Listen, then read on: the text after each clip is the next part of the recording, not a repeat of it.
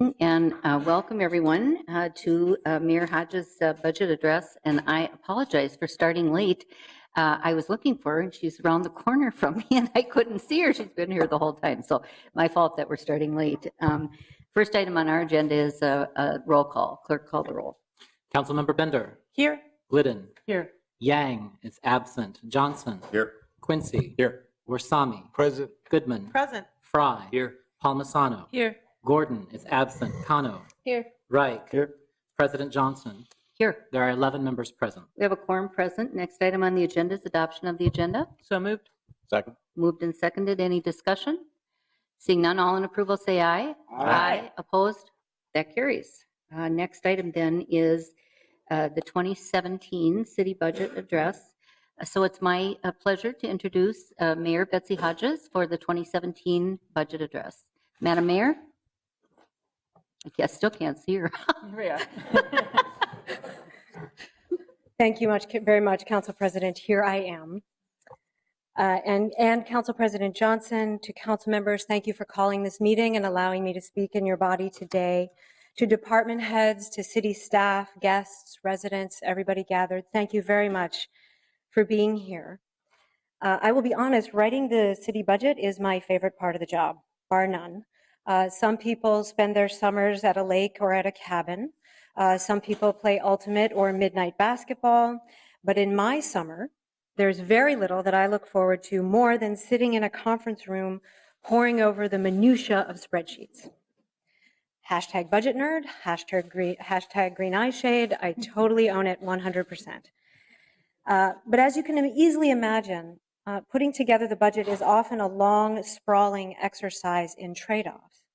If we want X, should we cut Y, or should we scale Z? How should we balance one-time expenditures with ongoing or borrowing with cash? If revenues are up, how should we meet years of backlog needs while still controlling the tax impact? If revenues are down, how should we balance cuts with the need to maintain critical services? The trade-offs go on and on. At the same time, the budget is not always the exercise in trade-offs that people think it is. Do we have to choose between investing in the basics of good government and investing in managing our growth? Must we trade off investing in community trust if we are investing in public safety? This budget argues that we do not. And this budget necessarily makes trade-offs, like all budgets do. In this budget in particular, we have had to trade off or balance among several pressures. The decline in some revenues, our historic commitment earlier this year to invest in our streets and in our parks for the next generation, increasing costs in some areas, declining costs in others, the natural growth in the cost of doing the work that we do, and holding down property taxes. Some of the trade-offs I have gotten to make are good ones, between worthy bodies of really great work. Others were tougher and involved some difficult choices, including cuts. In this budget, I propose that we invest in good government, accommodating our growth, and public safety. We cannot have everything that we want. At the same time, this budget shows that in the 21st century, rising to the imperatives of good government, growth, and public safety serves to help meet our deepest challenges well. Good government. Collecting solid waste and recycling, records management, street sweeping, accounting, enforcing building codes, making sure the street lights are on. These are some of the fundamentals of city government, and a significant part of putting together the budget is making sure that we do them and continuously improve on them transparently, responsively, and responsibly. And when we do, they can transform our communities. Here's a great example of what I mean. Right now, Animal Care and Control has an animal control officer working at the front desk answering the phones. That means one officer is not out caring for missing dogs and cats and protecting the community from dangerous animals. I propose hiring one administrative staff member in Animal Care and Control so that our animal control officers can do the job they were hired for. Many thanks to the MAC staff for raising this issue. I did hear you. Another example is paying attention to our audits. In 2015, an internal audit of our information governance found that the city had room to improve. I propose a new record specialist to work in the city clerk's office based on the audit's recommendation. In addition, we are directing the clerk's office to use existing resources to implement information governance training across the city enterprise. I also recommend adding another auditor in the city auditor's office, capably led by Will Tetzel. I appreciate Councilmember Lene Palmisano's keen interest in ensuring that we pay close attention to the good work of our auditor's office. A further example of good government is capitalizing on the large events that we have won in recent years. Super Bowl 52, the Final Four, 2 years of the X Games.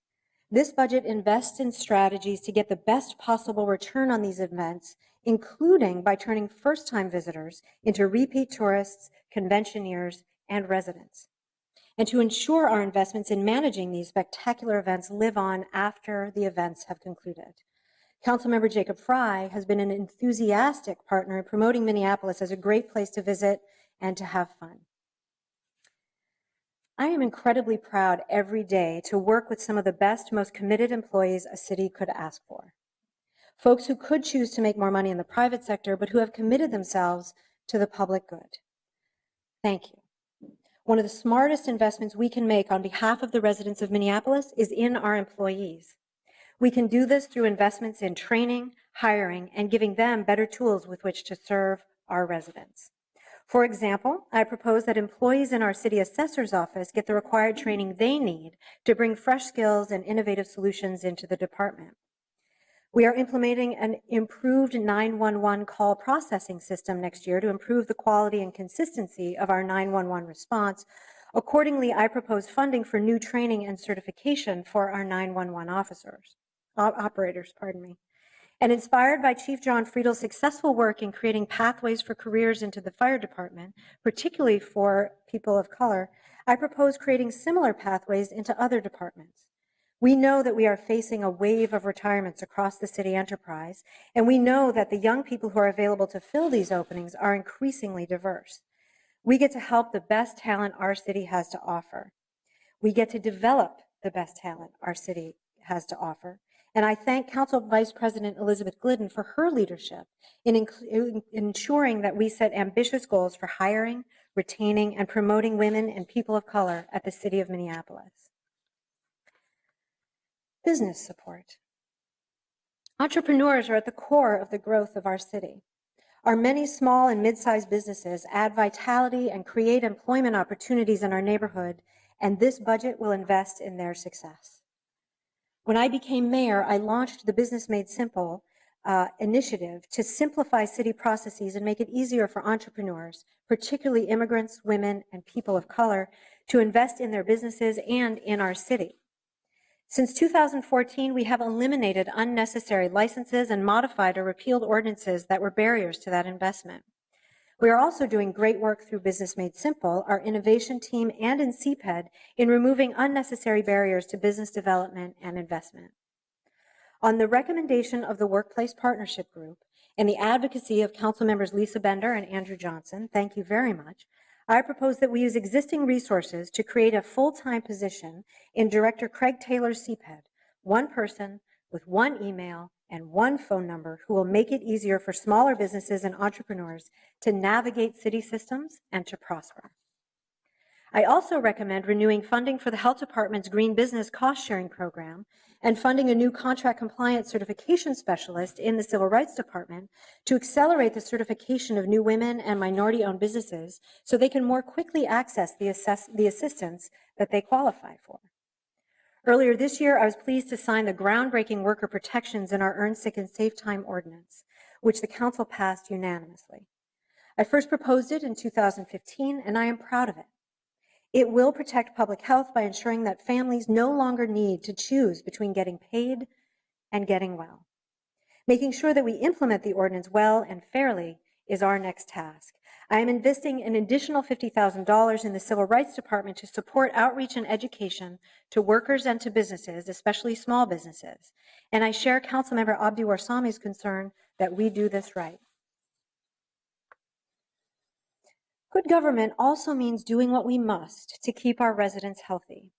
Globally, 2015 was the hottest year on record, and experts have told us that Minneapolis will feel the effects of climate change more intensely than most other cities. This makes it even more important that we are prepared and working toward solutions. In May, Minneapolis was selected to join the Global 100 Resilient Cities Network, based in part on the great work that we have been doing together for years. One of the benefits of this designation is funding from the Rockefeller Foundation for a Chief Resilience Officer. Our CRO will work across departments and with the community in our city's ability to survive shocks and stresses, be they climate change, natural disasters, infrastructure failures, or disasters like inequality and a lack of affordable housing. I build into this budget the acceptance of the CRO that we approved this past spring. Our first of its kind clean energy partnership with Xcel Energy and Centerpoint Energy has been a success. Through our first year, we have seen a 68% increase in homeowners receiving a home energy squad visit to improve energy efficiency. That has meant more money in homeowner pockets and fewer pollutants in our air. I propose to continue funding this valuable work. I also recommend funding to implement long-standing plans to reduce commercial building energy use in Minneapolis, an aspect of our climate action plan of which Councilmember Cam Gordon has been a long-time consistent champion. Growth. Okay, back in 2009 and 2010, our economy was in a deep recession. We were slashing our city budgets yet again, and folks were extremely worried about their own futures and the future of our cities. If we got in a hot tub time machine today, and we traveled back to those years and explained to people that in 2016, some of the challenges we're most vocal about now are the traffic delays caused by so much construction in downtown Minneapolis, they would be ecstatic, right? If I told them that we need to accelerate the pace of restaurant inspections, not because we have too few inspectors, but because we're experiencing a nationally recognized restaurant and hospitality boom, they would be thrilled. We have worked very hard for the problems that accompany growth in our city, and we should take them as signs of success. Still, they are problems, and we get to solve them. One of the basic responsibilities of a city in 2016 and 2017 is managing our growth, and we are growing. Our population grew 8% in 5 years to 412,517 people. We are on pace for our 5th consecutive year of exceeding $1 billion in construction permits. We have more people using our parks and our streets. We have more people taking advantage of all that Minneapolis has to offer, and therefore managing the growth of our city requires more resources. Take, for example, our city assessor, Patrick Todd, and his team. The work of the assessor is the front line of our growth. They are responsible for appraising all of Minneapolis's real estate so we know its market value, which enables us to capture fairly the financial benefits of our growing city. Our growth means that they have a lot more work to do, so today I propose a new lead appraiser in the city assessor's office. Or take downtown traffic. Between the cranes dotting the skyline and our countless road improvements, you may have noticed that this can be an especially challenging time to navigate downtown. Reminder, we worked very hard for this problem, but it is a problem nonetheless. So I propose one-time funding for 5 more traffic control agents in the Regulatory Services Department that Noah Schuckman now leads so well, to help us ease the transition to modernize downtown streets, to a more developed downtown, and the big events that we have reason to believe Minneapolis will continue to attract. As we continue to grow, our success has resulted in a tightening of our housing market, threatening to create a city which only those in the upper incomes can afford to live. The Minneapolis I envision includes a range of high-quality housing options, affordable to people at all incomes in every neighborhood in our city. Over the past several decades, we have invested millions of dollars in the construction of new affordable housing units. But as successful as those investments have been, we are losing affordable units faster than we can build them. Across our region, existing affordable units are being bought by investors and the rents are being raised. Since 2000, Minneapolis has lost 10,000 units affordable to households with incomes below $43,000 a year. To meet this need, I propose investing more than $14.5 million in affordable housing development in Minneapolis. We must continue to invest in the construction of new affordable units, but if we choose to create a city where everyone has a place to call home, we have to preserve the affordability that we have. It's time to invest in the preservation of naturally occurring affordable housing, or NOAA, as it's called. Leaders in the housing and philanthropic community have been developing innovative ways to invest in the acquisition of existing affordable market rate properties to preserve their affordability. I propose that the city invest $1.5 million in a NOAA strategy with the goal of leveraging these regional opportunities to preserve up to 280 affordable units in Minneapolis. Last year, I invested in a new family housing initiative focused on developing affordable units for large families at the lowest income, particularly those coming out of shelters. Both Heading Home Hennepin and my Cradle to K cabinet identified this as one of the most urgent needs facing low-income families in Minneapolis. This strategy has already resulted in the seeding of a groundbreaking project in the 12th Ward, partnering with the MPHA and Hennepin County. When fully funded, the Minnehaha townhomes will provide high-quality units with services for 16 families experiencing homelessness. This year, I propose we build on the success of our new strategy by investing an additional $1 million in the Family Housing Initiative. And Councilmember Blong-Yang has been working to find a solution that will help us develop housing on our portfolio of vacant lots, with an eye toward rebuilding the wealth in communities hit hardest by the foreclosure crisis. I applaud that work and propose investing $250,000 toward the eventual recommendations of that work group. I also recommend adding $1.6 million to the Affordable Housing Trust Fund. All told, as I said, this budget invests more than $4.5 million in affordable housing strategies. Earlier this year, other local leaders and I partnered with HUD Secretary Julian Castro to launch the Prosperity Playbook. We convened regional leaders to begin aligning housing policies and investments in order to promote housing mobility throughout the region. The investments I propose that we make in housing today are a step toward fulfilling Minneapolis's commitment to that vision. And the Minneapolis Fire Department is also deeply affected by our growth. Even as fires have declined nationally and locally, our firefighters are going on more emergency medical and rescue calls. We already ask much of our firefighters. They do a difficult and dangerous job. I know personally what it means to know your loved ones are out there on a rig, putting themselves in harm's way to make sure that we are all healthy and safe.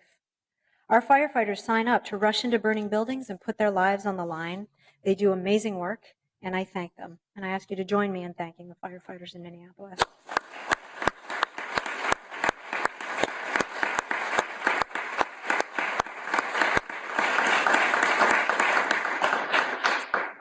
And some of you were here in years past when we have had challenging conversations about the right staffing levels for a fire department like ours.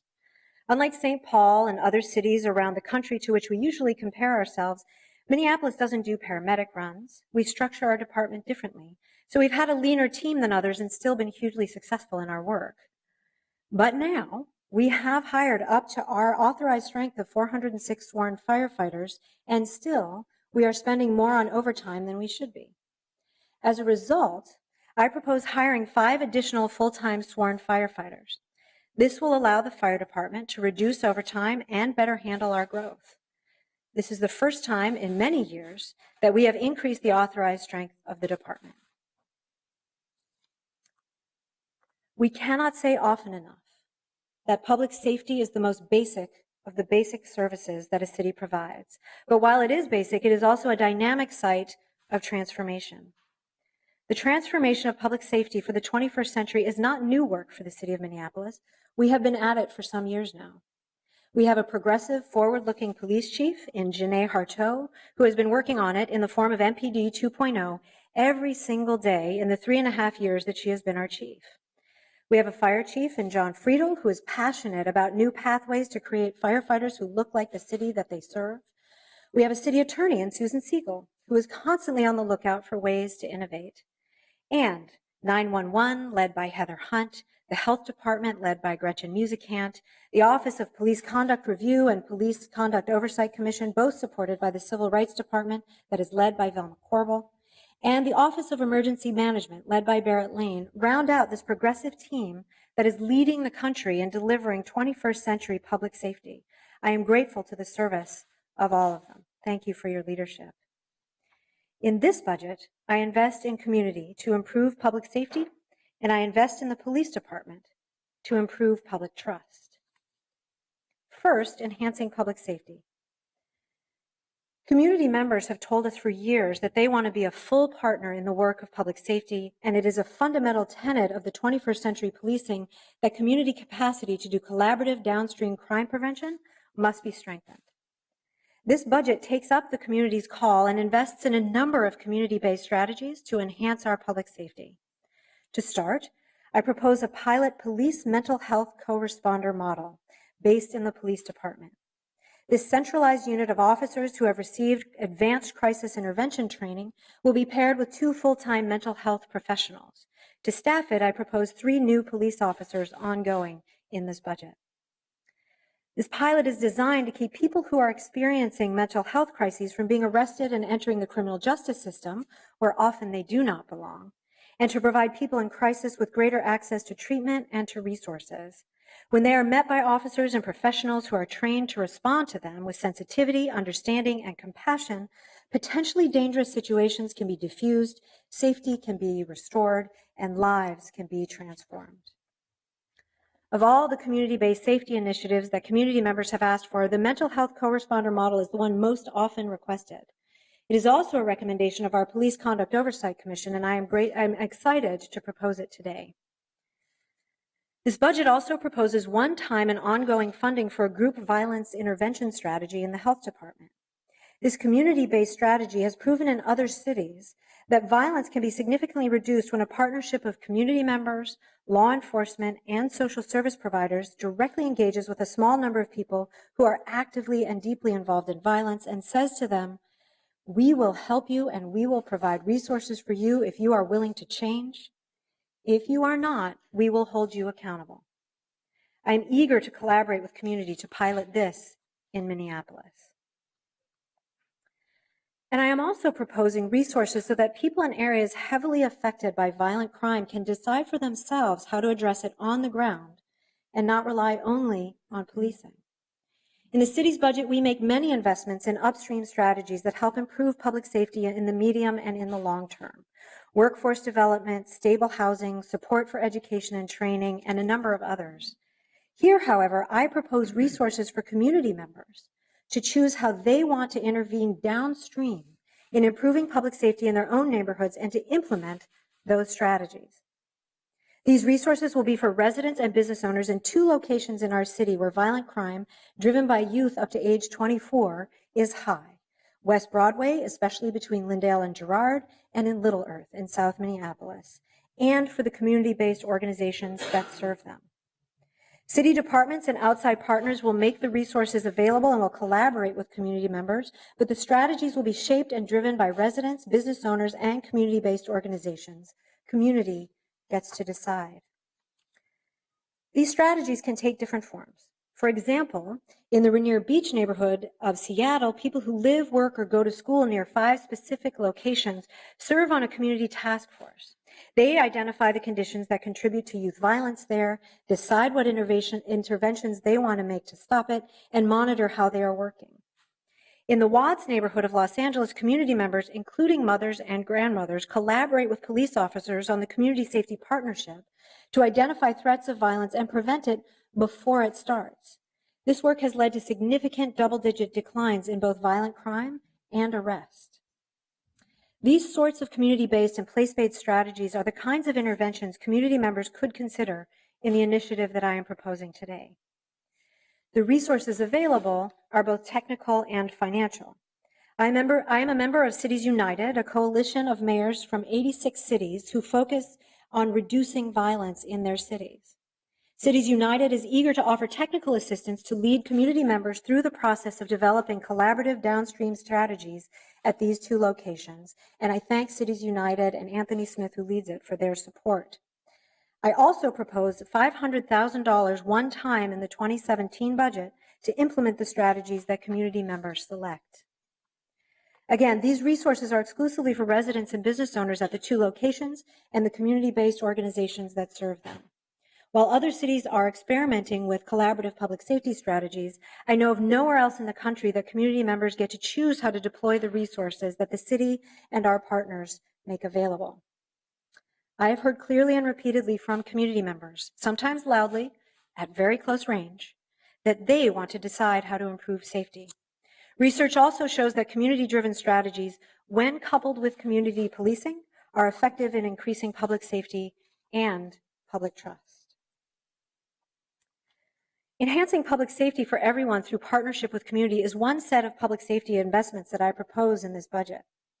The other set of investments I propose is in building trust between community members and police. First, this budget invests significantly in community policing. At its most basic, community policing is about police officers building trust through building relationships. What this looks like is officers getting out of cars and into community meetings, businesses, houses of worship, barbershops, and beauty parlors. It looks like officers spending more time on calls, really getting to know people and communities, and building real relationships of familiarity, friendship, and trust. The measures of success of community policing are not officers making more arrests or writing more tickets. Rather, measure of success are officers' abilities and track records of community engagement, including the number of positive contacts they make. For a number of years, a broad swath of community members have asked for more resources for community policing. Chief Harteau has been reorienting MPD toward community policing, and I have fully supported her. Over the last 2 years, we have invested in it. The 12 officers that we have added to our authorized strength over the last 2 years have entirely been for the purpose of community policing. The data show that we are getting results. Positive contacts are up 30% over this time last year and 92% over this time 2 years ago. Councilmember Alondra Cano will appreciate that the beat officers who are doing community policing on Lake Street are providing a great example of what it looks like to build trust and transform police-community relations.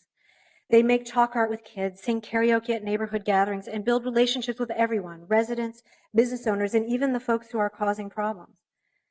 Folks around Lake Street trust these officers and know that when they call on them, they will be there. In the wake of this success, and with the imperative of building trust that everyone in Minneapolis recognizes, today I propose adding 12 more officers ongoing for community policing, in addition to the 3 designated for the Mental Health Co-Responder Pilot Project, for a total of 15 new officers in 2017. This will raise the authorized strength of the police department to 877 next year. I also propose that by 2021, we reach an authorized strength of 901 officers.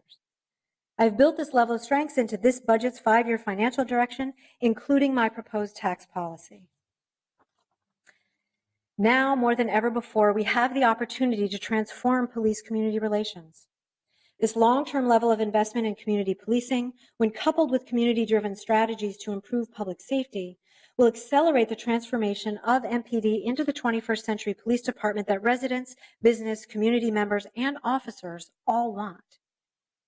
My budget also provides the resources needed to support this strength. Additional training, more cadets and recruits, and yet another ongoing class for community service officers.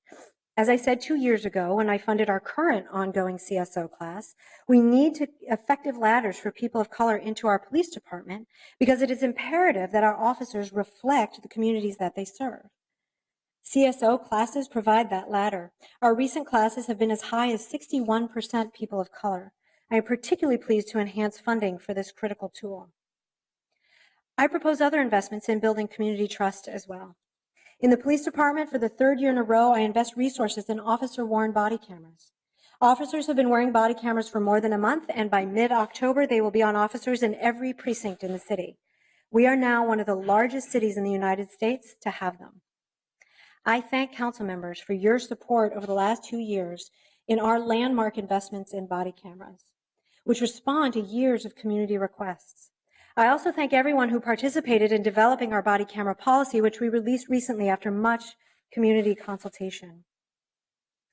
Community trust in policing is also built when complaints against police officers are submitted easily, investigated thoroughly, and resolved fairly and in a timely fashion for everybody. This budget invests in an additional civilian case investigator at the Office of Police Conduct Review and in improvements to the process of filing a complaint about police misconduct. All told, this budget's investments in 21st century public safety are significant.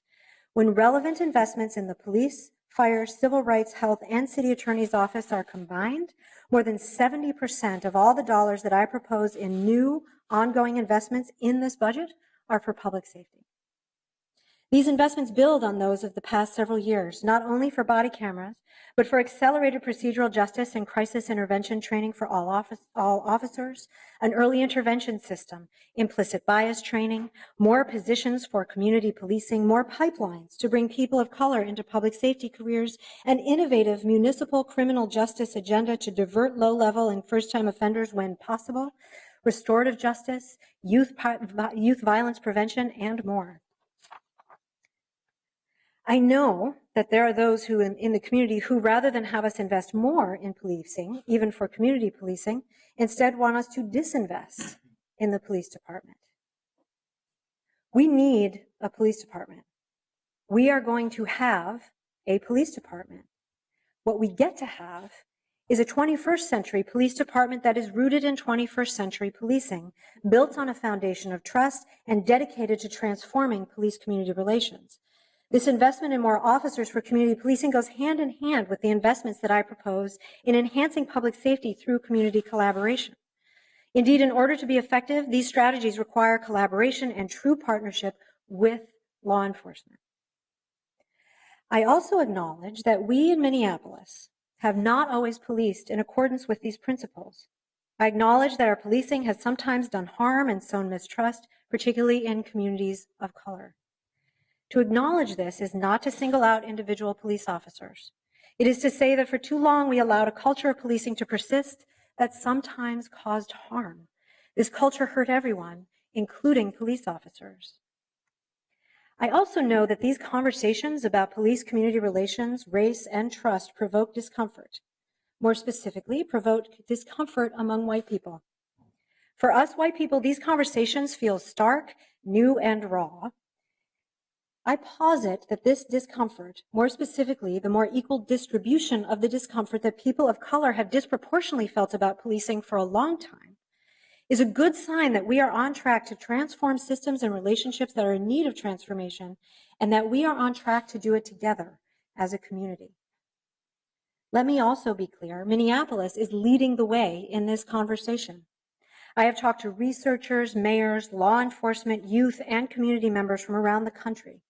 They assure me that no other city in America is putting more resources on the line, changing more policy, and transforming itself more fundamentally than we are. In Minneapolis, one of our greatest strengths as a people is that we put aside our differences and our fears to come together for the common good. That is why I know that we can have these difficult conversations, feel this discomfort, and come through together to find it all, come through it all together to find solutions that benefit all of us. Yes, change is hard, and yes, there is more to do, but we are sticking with it for the good and the humanity of all of us, and there is no going back. And so I say to the residents of all neighborhoods, races, religions, backgrounds, and genders, join us. Become a Minneapolis police officer. At this dynamic moment of change and transformation, now more than ever, we encourage people who are from and dedicated to the communities we serve to step up and join us in serving, to be part of this transformation in partnership with community on the ground every single day. And a final word to our current police officers. I believe in you. I deeply appreciate the work that you do. We ask you to respond with wisdom and courage to situations where lives can be at stake. We ask you to respond with compassion and sensitivity to people who are at their most scared and vulnerable. We ask you to respond humanely and bravely to crises whose root causes are far bigger than any of us here in this room. And with this budget, I am investing in you. I am investing in the resources, collaboration, and support that you need to do your jobs effectively, more safely, and with more fulfillment. Thank you for your service and for all that you do and all that you and your family sacrifice to guard our city and to keep us safe.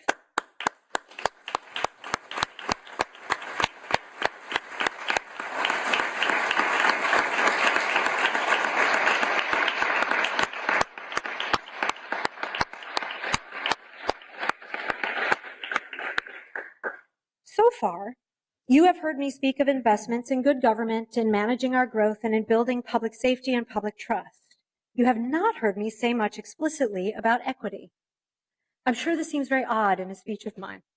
The reason is simply that investments in equity are woven through this entire budget. So, for example, training for our own staff, career pathway programs to diversify our workforce, support for businesses as we implement the Earn Sick and Safe Time Ordinance, our pursuit of community-based strategies to improve public safety, all of these are investments in equity. This budget builds on and continues a strong foundation of equity investments in recent years that are transforming the work of the enterprise.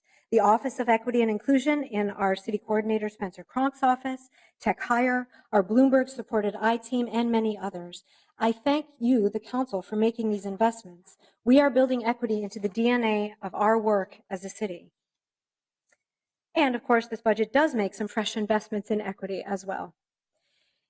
In addition to what I've already discussed, in our East African community, I propose investing in engaging Somali youth and creating access to good jobs and youth programs for them, and in reaching out to and engaging East African folks with disabilities who face multiple challenges in participating in the life of our city as they would like. And I will pause here and name again for our East African community members, particularly for people who are Muslim, that these times in our country are challenging times for you. The hateful national rhetoric unfairly blames all of you for things over which you do not have control, and for acts committed by fringe elements which you also decry and deplore. I, as your mayor, and we, as your city, stand with you. I know that it is our charge to work with you to make sure your community thrives in the city of Minneapolis. I also propose funding to advance the work of my brother's keeper, President Obama's initiative to lift up boys and men of color as core assets in our community. Minneapolis has been a leading MBK challenge city for 2 years now, and among our current MBK work is the Job Training and Anti-Violence Build Leaders program, with sites at partner organizations in North Minneapolis and in Little Earth. Also, we know that disparities among children start early and widen over time. Children from language-deprived environments hear fewer words early on, which can lead to significant learning gaps. The good news is that we have a solution, and we can make our children not only smarter, but healthier by talking, reading, and singing to them from day one. That is why I launched the Talking is Teaching, Talk, Read, Sing campaign as the first initiative of my Cradle to K cabinet. We are working in partnership with the Clinton Foundation's Too Small to Fail initiative and the Opportunity Institute, as well as with local partners that include the Reach Out and Read program, Greater Twin Cities United Way, and new partners like Twin City Public Television, and of course, the great members of the Cradle to K cabinet. I propose resources to continue this important work. Many thanks to my Cradle to K cabinet, chaired by Carolyn Smallwood, Executive Director of Way to Grow, for their great work in preventing disparities before they can even begin. Finally, I do not want to give a major speech without recognizing the challenges our transgender loved ones and neighbors are facing. So much has moved forward in the LGBTQ community these last few years, and we celebrate that. And yet our city's transgender issues work group rightfully points out that for transgender people in particular, we still have much work to do to make our city and our city services truly welcoming and inclusive for all. Thank you to all the members of that group for your work and for your recommendations. I want to say once again to my transgender and gender nonconforming constituents, I see you, I hear you, I honor you, and I stand with you. I also invest in you and in your success. This budget proposes funding for the 4th Annual Trans Equity Summit in 2017. It is a gathering that has broken ground in bringing together the transgender community and allies to talk about how we as a city can remove barriers that transgender people face through policy and other changes in order for transgender and gender nonconforming residents to reach their full potential. I know firsthand that this event can change lives. One of my very own policy aides began his journey to my office from attending the first Trans Equity Summit. I have also made sure that the work group's recommendations about providing access to gender-inclusive bathrooms in city buildings have been moved up the list of priorities in our work, so it can be completed more quickly. It does not require new funding, but it does require willingness and action. Okay, so now you're asking, Hodges, that's some really great stuff. How are we going to pay for it? First, this budget is built upon and continues to follow sound, responsible principles of financial management. It pays for ongoing needs like personnel costs with ongoing revenues and one-time needs with one-time dollars. It looks forward into the next 5 years and beyond to make sure that the impact of the decisions we make today are accounted for in future budgets. And I believe the foundation for any investments that we make, whether in core services like public safety and infrastructure, or in the work we do to ensure everyone shares in our collective prosperity, is principled budgeting. And though we have been responsible, we have borne pressures on our budget that we cannot control. We weathered years of cuts in our allotment of the revenue sharing program we have with the state. This year, were it not for an error in the state legislature's bipartisan tax bill, the city would have seen the $1.7 million increase in local government aid that we had anticipated in our 2017 revenue projections. Because we cannot count on receiving the increase, I have chosen to budget without the increase in these considerations. If the legislature passes a corrected tax bill that Governor Mark Dayton can sign to restore next year's planned $1.7 million increase, I recommend that we apply it to reducing our property tax levy. I would also like to take this opportunity to remind us all about the enormous impact of our hard-fought 2011 reform of closed pension funds. Surprising that I would talk about reform of closed pension funds. Because we won reform, the levy I will propose for 2017 is nearly $50 million lower than it would have been without that reform. So now for the 2017 math. At the beginning of this year, in order to fund just the increased cost of our current services, we planned to increase the property tax levy by 3.75% in 2017. Since then, the City Council, the Park Board, and I reached a landmark agreement to fund the infrastructure and operations of our neighborhood parks and streets for the next 20 years transparently and equitably. I cannot stress enough the historic nature of this agreement. For many years, we knew that the tipping point was coming at which our parks and streets would be astronomically more expensive to repair, if not beyond repair. We responded by investing in our streets and parks so that future generations will also enjoy our city's most basic infrastructure. Under the leadership of new Public Works Director Robin Hutchison and Councilmember Kevin Reich, we get to make sure that this historic investment in city streets is not only about rebuilding what we have, it is also about building 21st century infrastructure for all users. I especially thank Council President Barbara Johnson, Councilmember John Quincy, and Councilmember Lisa Goodman for their role in sealing this agreement, as well as former Park Board President Liz Walensky, current Park Board President Anita Tabb, and Park Superintendent Jane Miller for their partnership. My gratitude also goes to City Coordinator Spencer Cronk and Chief Financial Officer Mark Ruff for moving the process steadily forward. At a time when Congress is paralyzed and the state legislature cannot pass the most fundamental of bills, together we showed once again that in Minneapolis, we put aside whatever differences we might have to come together for the common good.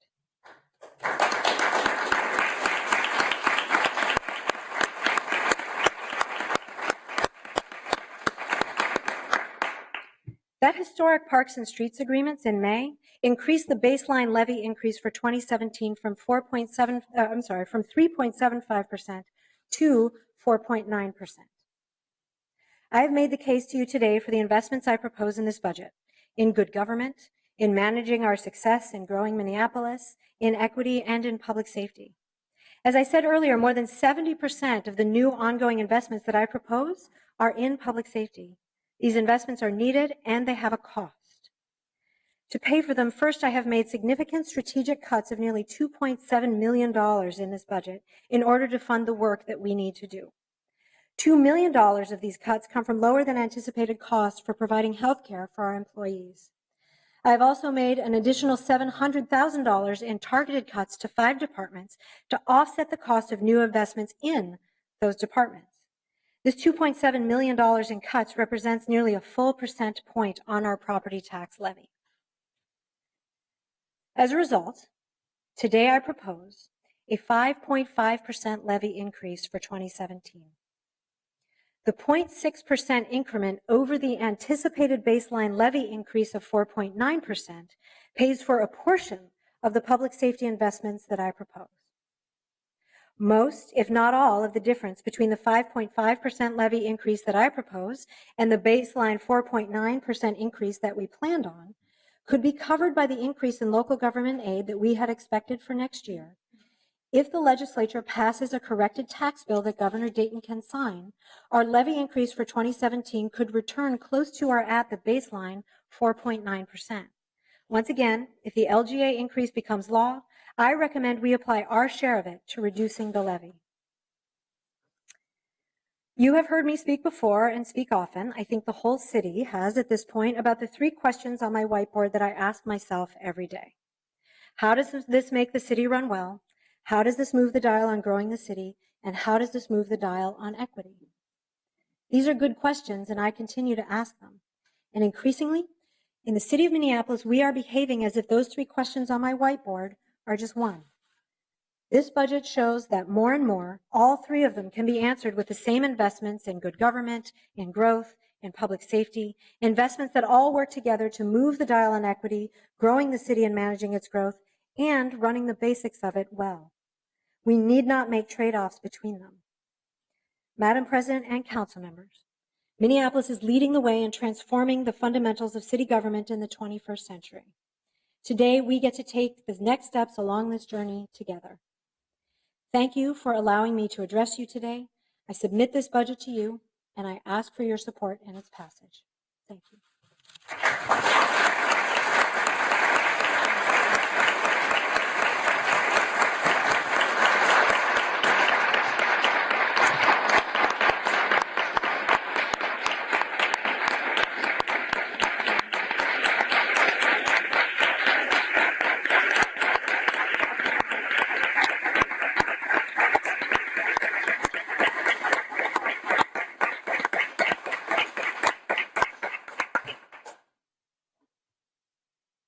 Thank you, Madam Mayor. Motion to refer the mayor's proposed 2017 budget to the Ways and Means Subcommittee is in order. So moved. Second. Councilmember Quincy, Councilmember Glidden moved, Councilmember Quincy seconded, and Councilmember Quincy will be announcing, I'm sure in short order, the budget hearings that will be as a part of this budget process. And of course, people are encouraged to attend, and departments will present and we'll discuss. So again, thank you very, very much, Mayor. And with that, the motion is approved. All in approval say aye. Aye. Approved. Opposed? That carries. And so a motion to adjourn is in order. So moved. Second. All in approval say aye. Aye. Opposed? That carries. Thank you all very much for joining us today.